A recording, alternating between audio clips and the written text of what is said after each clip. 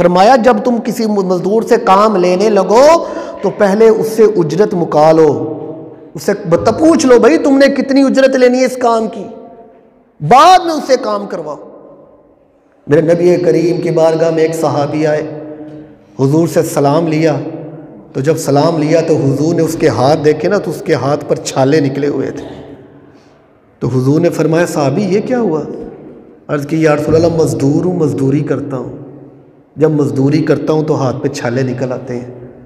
تو میرے نبی کریم نے وہ ہاتھوں کو پکڑا اور چوم کر آنکھوں کو لگا لیا، تو صحابی کی آنکھوں میں آنسو آ گئے، یا رسول اللہ آپ کا کیا مقام ہے، میں ایک مزدور بندہ ہوں، میرے ہاتھ پر چھالے اور آپ ان کو بوسے دے رہے ہیں۔ تو حضور نے کیا فرمایا؟ صحابہ جن ہاتھوں کو رب پسند کرتا ہے اس ہاتھوں کے میں بوسے نہ لے لوں؟ ارے یہ مقام کس نے بتایا ہے؟ میرے نبی نے بتایا ہے۔